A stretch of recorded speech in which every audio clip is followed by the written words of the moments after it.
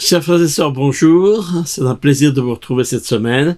Alors nous sommes dans la semaine d'août, début septembre. C'est donc les préparatifs de la rentrée. C'est toujours une période un peu chargée, surtout pour ceux qui ont des enfants ou des adolescents, voire même la rentrée universitaire. Ce sont des moments d'angoisse parfois pour certains, de stress en tout cas. Mais c'est aussi du stress pour les parents et pour les grands-parents. Donc, laissons une place à la spiritualité. Je pense que les Écritures peuvent nous aider à garder cette sérénité. De nouveau, je remercie toute l'équipe pour son aide et son soutien. C'est vraiment précieux pour moi et c'est un plaisir que de voir que en collaborant ensemble, nous pouvons vous offrir, j'espère, des occasions d'approfondir un petit peu.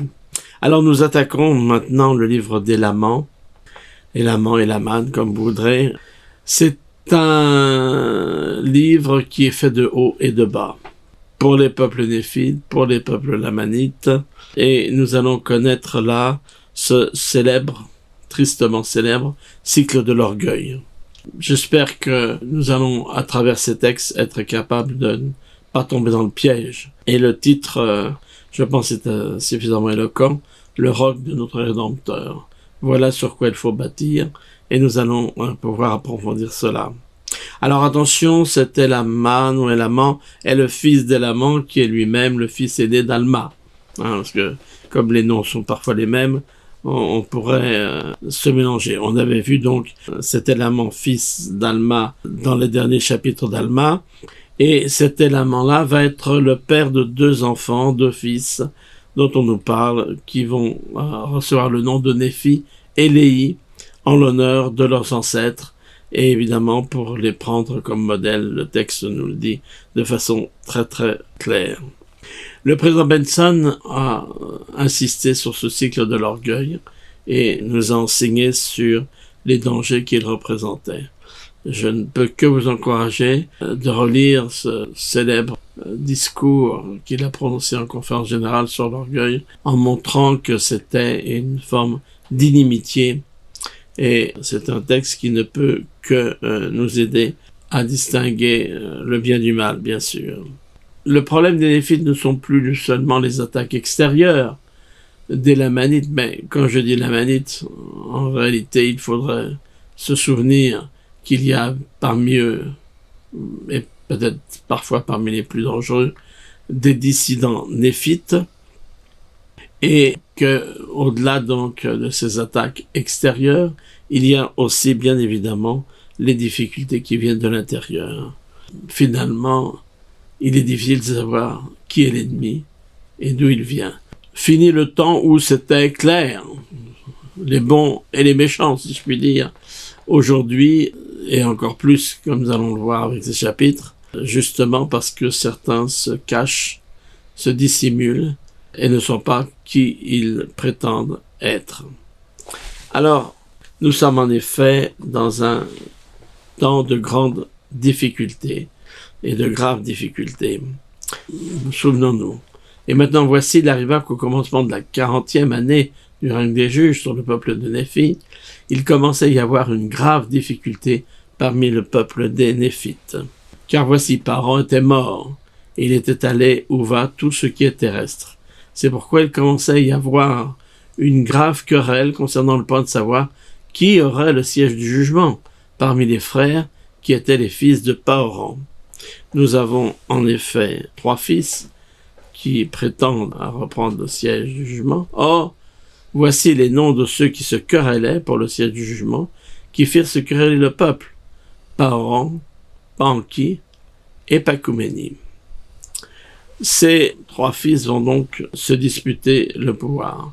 La corruption, la malhonnêteté, les querelles, les conflits et les autres maux de ce monde ne sont pas là par hasard. Ils sont la manifestation, dit Elder Wavlin, de la campagne impitoyable de Satan et de ceux qui le suivent. Il utilise tous les moyens dont il dispose pour tromper, jeter dans la confusion et égarer. C'est ce que les Néphites ont connu avec cette dispute et ces querelles pour le siège du jugement, et c'est ce que nous connaissons, hélas aujourd'hui, trop fréquemment: corruption, malhonnêteté, querelle, conflit et autres maux de ce monde.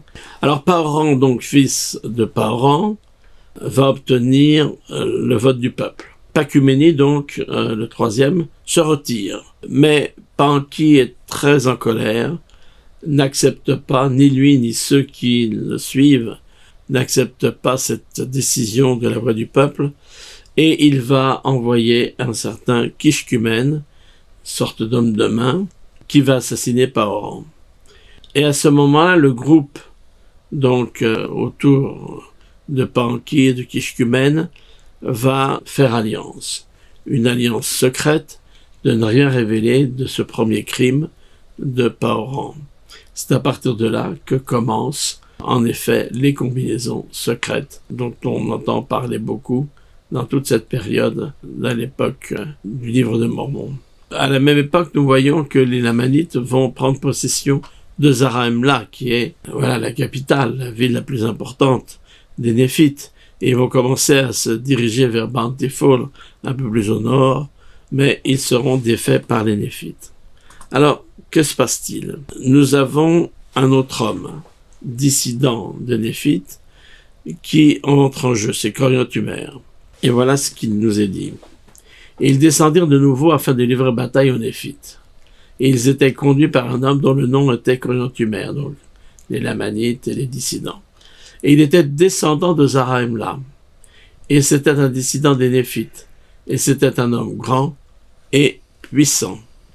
C'est pourquoi le roi des Lamanites, dont le nom était Tubalot, qui était fils d'Amoron, pensant que Coriantumr, homme puissant, pouvait tenir tête aux Néphites par sa force et aussi par sa grande sagesse, de sorte qu'en l'envoyant, il pourrait obtenir du pouvoir des Néphites. Il va donc le nommer sorte de général en chef de toutes les armées lamanites. Alors, une fois en possession de la ville de Zarahemla, Coriantumr va tuer Pachumeni, qui était donc devenu le grand juge, et nous apprenons ceci. En cas de querelle, l'Esprit du Seigneur partira, dit James C. Faust, quel que soit le responsable. Et cette phrase courte est là pour nous montrer que dès qu'il y a la querelle, évidemment, l'unité s'en va et l'Esprit du Seigneur n'est plus présent. Et là, nous commençons avec Élaman dans le chapitre 1. Alors, le décès de Pachumeni.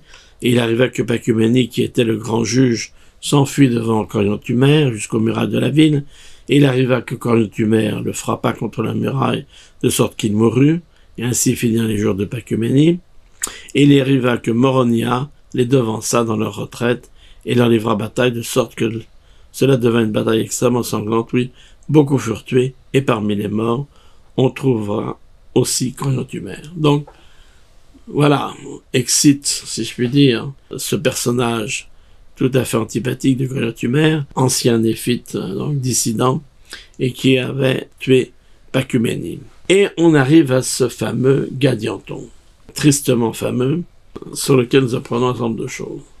Car il y avait un certain Gadianton, qui était extrêmement expert en paroles, et aussi en artifice, pour continuer l'œuvre secrète de meurtre et de brigandage. C'est pourquoi il devint le chef de la bande de Kishkumen. Ça deviendra en effet la bande de Gadianton, les voleurs de Gadianton. Tout ce qui est typique de ce groupe, ce sont les œuvres secrètes de meurtre et de brigandage. C'est une bande qui recherche son profit et la richesse.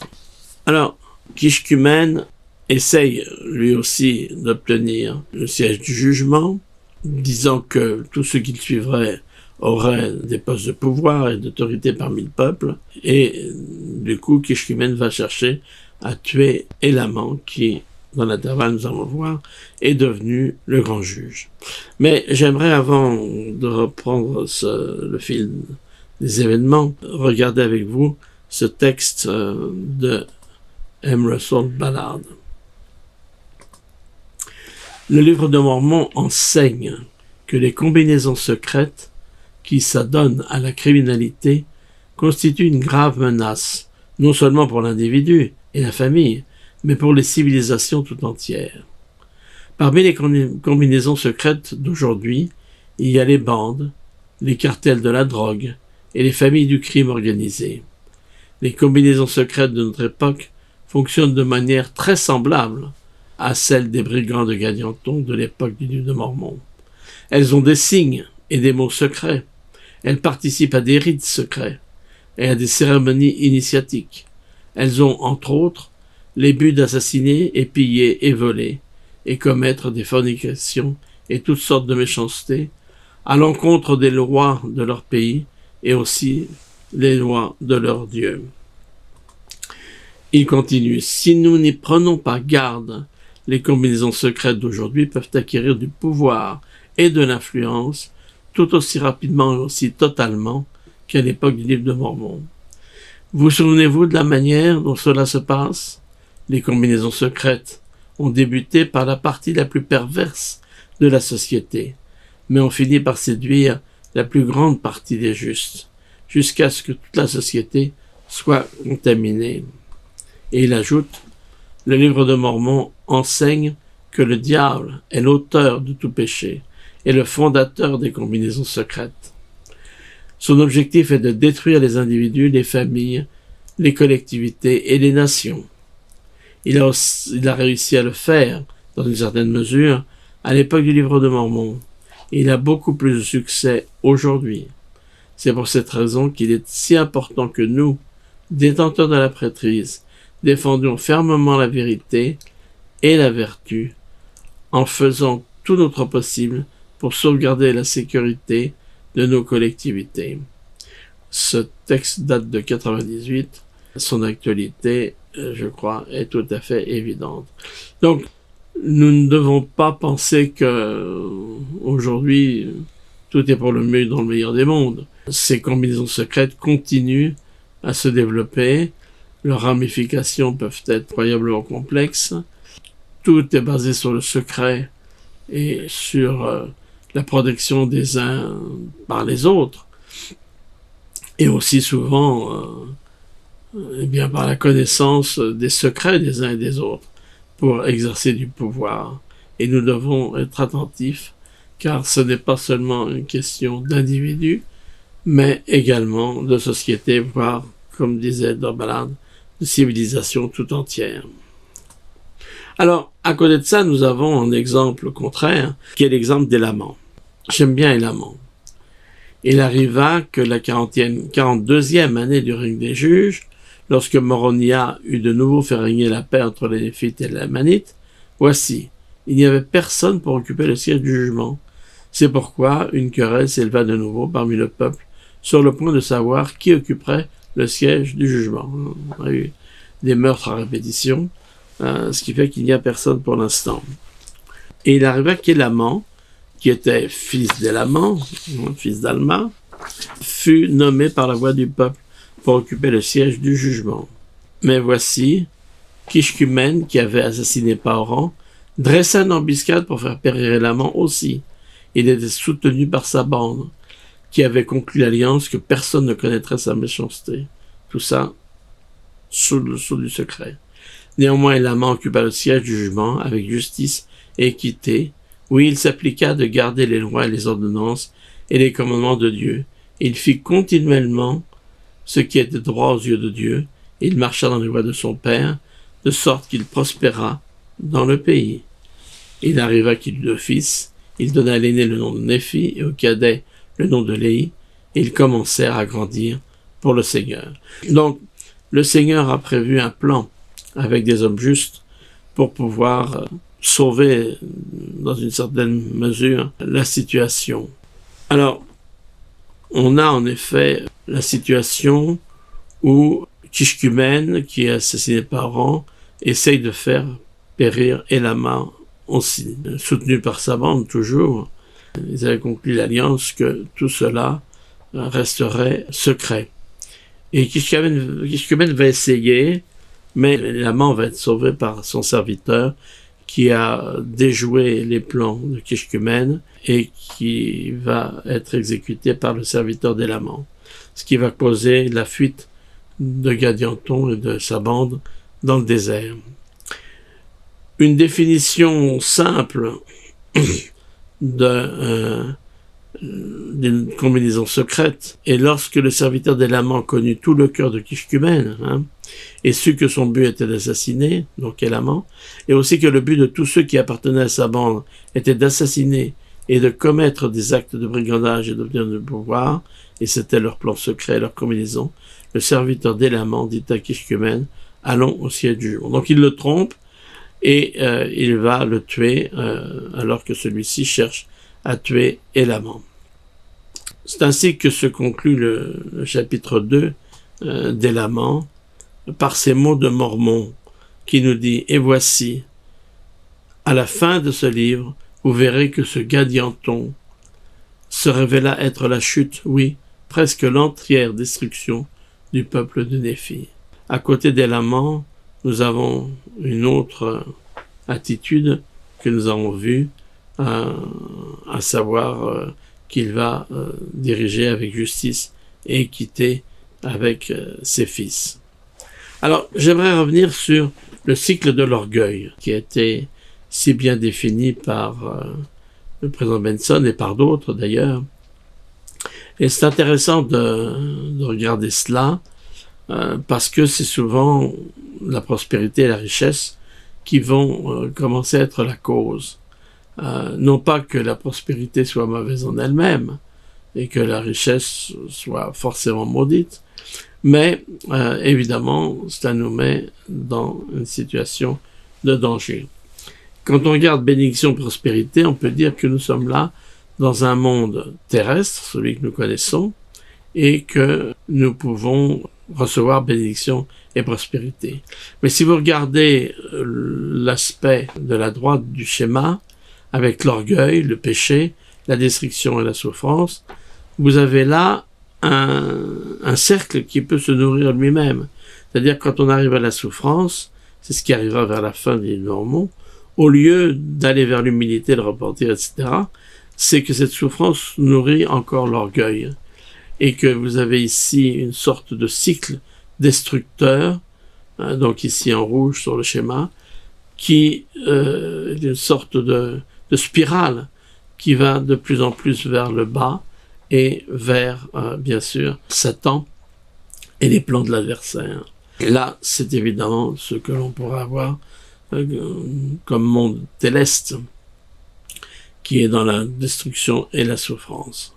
En revanche, si la souffrance conduit à l'humilité au repentir, eh bien, on peut obtenir de nouvelles bénédictions et la prospérité. Et là, nous avons donc, en noir sur le schéma, un autre cycle qui peut se nourrir, dire que si lorsqu'on arrive à la prospérité, on continue dans l'humilité et dans le repentir, les bénédictions peuvent continuer. Et là, il s'agit d'une spirale ascendante qui nous porte sans cesse plus proche de Dieu.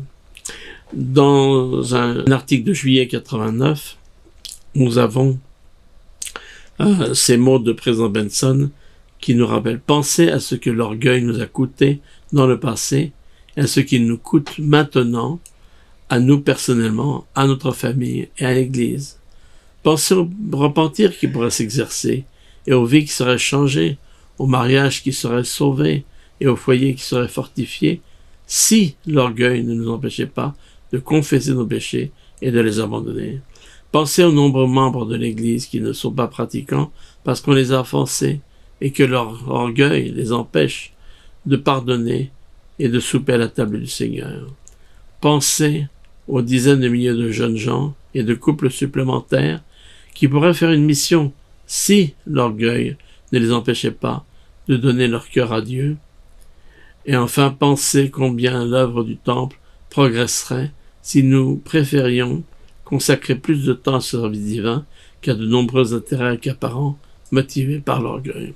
Alors, tout le discours est évidemment intéressant, mais j'ai choisi ces passages qui peuvent nous aider à comprendre que, en effet, l'orgueil a un coût et que c'est un coût en progression, en joie, en bonheur, en âme, qui se trouve perdu. Dans le chapitre 3, nous apprenons « Et la 51e année du règne des juges, il y eut aussi la paix, à l'exception de l'orgueil qui commençaient à entrer dans l'Église. Non pas dans l'Église de Dieu, c'est-à-dire non pas dans ceux qui restaient fidèles. C'est pas l'Église en tant que telle qui est orgueilleuse, mais c'était certains de ses membres, mais dans le cœur de ceux qui professaient appartenir à l'Église de Dieu. Et ils étaient enflés dans l'orgueil, au point de persécuter beaucoup de leurs frères. Or, tel est un grand mal qui fait souffrir de grandes persécutions à cette partie du peuple qui était plus humble. On se souvient des Oramites, on a le même schéma ici, et lui fit traverser beaucoup d'afflictions. Néanmoins, ils jeûnaient et priaient souvent et devenaient de plus en plus forts dans leur humilité et de plus en plus fermes dans la foi en Christ, au point que cela leur remplissait l'âme de joie et de consolation, oui, au point que cela leur purifiait et leur sanctifiait le cœur, sanctification qui venait de ce qu'ils avaient livré leur cœur à Dieu. Mais, par ailleurs, donc chapitre 4, et c'était la cause de l'orgueil de leur père, à cause de leur extrême richesse, oui, c'était parce qu'ils s'opprimaient les pauvres, refusaient leur nourriture aux affamés, refusaient leurs vêtements à ceux qui étaient nus, et frappaient sur la joue leurs frères humbles, se moquaient de ce qui était sacré, niaient l'esprit de prophétie et de révélation, assassinaient, pillaient, mentaient, volaient, commettaient l'adultère, se soulevèrent en de grandes querelles et désertaient vers le pays de Néphi, chez les Lamanites. Et à cause de cette grande méchanceté qui était la leur, et parce qu'ils se vantaient de leur force, ils furent abandonnés à leur force. C'est pourquoi ils ne prospérèrent pas, mais furent affligés et frappés, et chassés devant les Lamanites, jusqu'à ce qu'ils eussent perdu la possession de presque toute leur terre. Et de Roland nous rappelle: ne craignez pas les cicatrices que pourrait occasionner la défense de la vérité ou du bien, mais craignez les cicatrices qui défigurent spirituellement, qu'occasionnent les activités que vous n'auriez pas dû entreprendre, qui vous sont infligées dans les lieux où vous n'auriez pas dû aller. De quoi nous faire réfléchir. Alors, on nous encourage, bien sûr, à livrer notre cœur à Dieu. Et nous avons vu dans une des Écritures que nous avons lues tout à l'heure, 2 fois le terme sanctification. Dans le guide des Écritures, on nous lit ceci: processus par lequel on se libère du péché et devient pur et saint par l'expiation de Jésus-Christ. On pense au peuple du roi Benjamin, n'avons plus aucune disposition à faire le mal, mais à faire le bien continuellement. Je pense que ce doit être cela aussi, la sanctification. Et le guide des Écritures nous donne quelques exemples. Dieu vous a choisi pour le salut, par la sanctification de l'esprit. Nous sommes sanctifiés par l'offrande du corps de Jésus-Christ. Jésus a souffert afin de sanctifier le peuple par son sang, etc. Et nous avons cette citation de Père Benson: le succès dans la justice, la force d'éviter les tromperies et de résister à la tentation, les directives pour la vie quotidienne, la guérison de l'âme, voici quelques promesses seulement que le Seigneur a faites à ceux qui viendront à sa parole. Le Seigneur fait-il des promesses sans les tenir?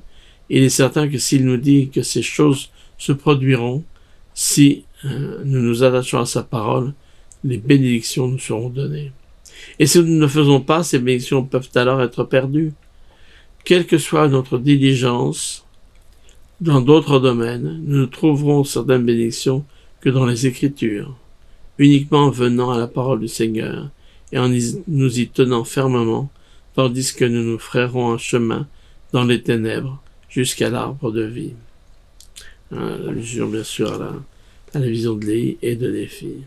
Je vais donc passer la parole à Valérie. Bonjour Valérie, et tu vas pouvoir nous parler en effet de toute cette situation, en particulier avec les fils d'Élaman, à savoir Néphi et Léhi. Tu as la parole. Bonjour à tous, bonjour Christian. Après la mort d'Élaman, ses fils, Néphi et Léhi, prêchèrent au peuple le repentir.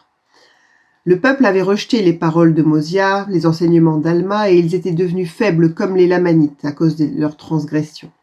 Cela nous conduit au chapitre 5 qui nous montre comment Léhi, qui est grand juge, se lassa des iniquités du peuple et décida avec son frère Léhi de se consacrer totalement à la prédication, inspirés par les paroles de leur père Élaman concernant le Christ.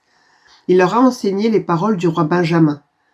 Dans Élaments 5 au verset 9, « Souvenez-vous qu'il n'y a aucune autre manière ni aucun autre moyen par lequel l'homme puisse être sauvé, si ce n'est par le sang expiatoire de Jésus-Christ qui viendra. » Élaments leur a également enseigné en ses propres mots. Au verset 12, ces paroles que nous connaissons tant et qui sont si belles. « Et maintenant, mes fils, souvenez-vous que c'est sur le roc de notre Rédempteur, qui est le Christ, le Fils de Dieu, que vous devez bâtir votre fondation, afin que lorsque le diable enverra ses vents puissants, oui, ses traits dans le tourbillon, oui, lorsque toute sa grêle et sa puissante tempête s'abattront sur vous, cela n'ait aucun pouvoir sur vous, pour vous entraîner en bas jusqu'au gouffre de misère et de malheur sans fin, à cause du roc sur lequel vous êtes bâtis, qui est une fondation sûre, une fondation telle que si les hommes construisent sur elle, ils ne peuvent tomber. » Dans ces versets, l'expression « souvenez-vous » revient à 15 reprises. Si nous faisons l'effort de nous souvenir de tout ce que Dieu a fait pour nous, toutes les miséricordes par lesquelles il nous a bénis, à travers les enseignements de nos parents, nous pourrons garder la foi, même dans les moments difficiles de la vie. Élaments donne également les 3 noms du Christ, le Rédempteur, le Christ, le Fils de Dieu, afin de permettre à ses enfants de s'imprégner et de bien comprendre que c'est par lui, à travers lui et grâce à lui seul que nous pouvons obtenir le salut. Partis pour leur mission de prédication, Néphi et Élaï furent jetés en prison par les Lamanites, et une série d'événements miraculeux eut lieu. Néphi et Élaï furent environnés par une colonne de feu, les Lamanites n'osèrent pas les toucher, un tremblement de terre à répétition suivi d'une nuée de ténèbres eut lieu, et dans la nuée une voix se fit entendre. « Repentez-vous, repentez-vous, et ne cherchez plus à faire périr mes serviteurs que je vous ai envoyés annoncer de bonnes nouvelles. » Verset 29. Cette voix douce, mais qui fait trembler la terre, se fera entendre 3 fois. C'est un néphite dissident, Aminadab, qui explique aux Lamanites que Néphi et Élaï conversent avec des anges. Heureusement qu'il y a ces personnages-là, comme Abish, qui arrivent et qui font toute la différence. Il les informe aussi que pour chasser la nuée de ténèbres dans laquelle ils sont plongés, il faut qu'ils se repentent. Par leur prière, le miracle s'accomplit. Et voici le Saint-Esprit de Dieu descendit du ciel et entra dans leur cœur, et ils furent remplis comme de feu et ils pouvaient prononcer des paroles merveilleuses. Et il arriva qu'une voix leur parvint, oui, une voix agréable, comme si c'était un chuchotement, disant « la paix soit sur vous à cause de votre foi en mon bien-aimé, qui était dès la fondation du monde. » Et voici, ils virent les cieux s'ouvrir et des anges descendirent du ciel et les servirent. Revenons aux paroles que Néphi et Élaï avaient dans le cœur au moment de partir en mission. Paroles qui leur ont été enseignées par leur père Élaments et qui concernent le roc du Christ. Russell M. Nelson, dans la conférence générale d'avril 2002, a dit ceci. « Même les fondations sûres n'empêchent pas les problèmes de la vie. Les enfants insoumis affligent leurs parents, des familles disloquées ne sont jamais réunies, les déviations sexuelles sont mal comprises, les couples mariés peuvent, pour diverses raisons, ne pas avoir la bénédiction d'une postérité. Même de nos jours, les coupables et les méchants restent impunis à cause de leur argent. Bien des choses ne semblent pas justes. Cependant, avec un soutènement puissant, nous avons plus de chances de trouver l'aide divine, même pour des questions dont les réponses ne sont pas faciles. Bien que nous ne connaissions pas toutes choses, nous savons que Dieu vit et qu'il nous aime. En nous appuyant sur ce fondement ferme, nous pouvons joindre le ciel et trouver la force de supporter les lourds fardeaux de la vie. Nous pouvons trouver cette force en comprenant mieux comment fonctionnent les fondations et le roc du Christ. Dans la conférence générale d'avril 2024, Elder Bednar a parlé de ce verset du livre des Laments dans un discours intitulé « Soyez calmes et sachez que je suis Dieu ». Il donne une explication technique qui apporte un éclairage spirituel très pertinent sur ce verset. Il dit « Remarquez que dans ce verset, le Sauveur n'est pas à la fondation. En fait, on nous exhorte à construire notre fondation spirituelle personnelle sur lui. La fondation est l'élément d'un bâtiment qui le relie au sol. Des fondations solides offrent une protection contre les catastrophes naturelles et de nombreuses autres forces destructrices. Une fondation adéquate permet également de répartir le poids d'une structure sur une grande surface afin d'éviter de surcharger le sol et fournit une surface plane pour la construction. Pour qu'une structure reste solide et stable au fil du temps, il est essentiel qu'il y ait un lien solide et fiable entre le sol et les fondations. Dans certains types de construction, on utilise des chevilles d'ancrage et des tiges d'acier pour fixer les fondations d'un bâtiment au soubassement, la roche dure et solide située sous les matériaux de surface comme la terre et le gravier. De même, notre fondation doit être reliée au roc du Christ si nous voulons rester fermes et inébranlables. Les alliances sacrées et les ordonnances de l'Évangile rétabli du Sauveur sont comparables aux chevilles d'ancrage et aux tiges d'acier qui relient un bâtiment au soubassement. Chaque fois que nous recevons, nous souvenons et renouvellons fidèlement les alliances sacrées, notre ancre spirituelle se fixe plus fermement au roc de Jésus-Christ. Avec à l'esprit une meilleure compréhension du lien entre le roc et la fondation, nous pouvons travailler à fortifier nos fondations en veillant à ce qu'elles soient toujours fermement reliées au roc du Christ. Le chapitre 6 des Laments est celui d'un grand retournement. Tandis que les Néphites grandissent dans l'injustice, les Lamanites se convertissent en grand nombre. Au verset 1, nous lisons « Les Lamanites étaient devenus pour la plupart un peuple juste, de sorte que leur justice dépassait celle des Néphites, à cause de leur fermeté et de leur constance dans la foi. » Et commence une période où, grâce aux conversions, tous peuvent circuler avec beaucoup plus de facilité. Et une période de prospérité s'ensuit. Les versets nous expliquent l'artisanat, l'agriculture, l'industrie florissante de cette période. Mais après l'assassinat du grand juge Césoram, qui avait remplacé Néphi, puis l'assassinat du fils de Césoram, les choses empirèrent. La prospérité suscita l'orgueil, qui suscita l'envie et le retour de la bande de Gadianton. Tandis que les Lamanites sont attristés par la présence de ces voleurs, les Néphites grandissent en méchanceté et rejoignent dans une certaine mesure leur rang. Alliance, secret, serment, tout cela pour se protéger les uns des autres. Les traîtres, entre guillemets, c'est-à-dire les traîtres de ces serments malins, étaient condamnés. Ces combinaisons secrètes avaient, apprend-on, été révélées par Lucifer, celui qui avait trompé Adam et Ève, qui avait incité Caïn à tuer Abel ou incité les hommes à construire la tour de Babel. Au verset 30, on parle de ce Lucifer, c'est lui qui est l'auteur de tout péché.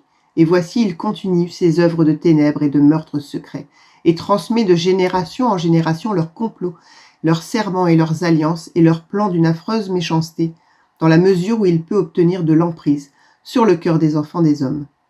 Le renversement entre Néphites et Lamanites continue de s'intensifier.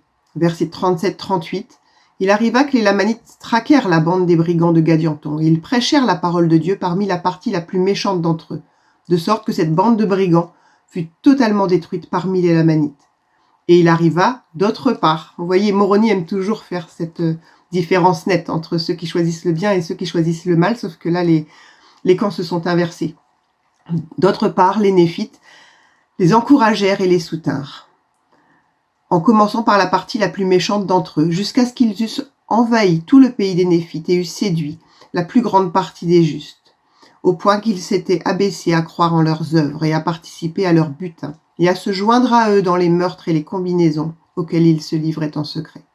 Ce chapitre 6 termine les annales d'Élamant et de ses fils Néphi et Léhi. Nous verrons que les chapitres d'Élamant 7 à 16 contiendront les annales de Néphi seul, avec en particulier les prophéties de Samuel le Lamanite.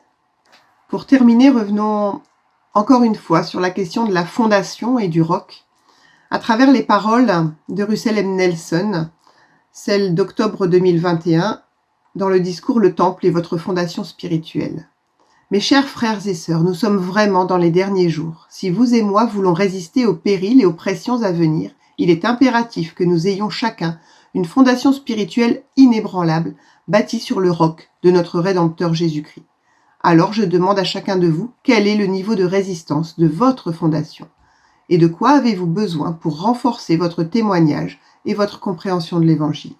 Le Temple est au cœur du renforcement de notre foi et de notre résilience spirituelle, parce que le Sauveur et sa doctrine sont le cœur même du Temple.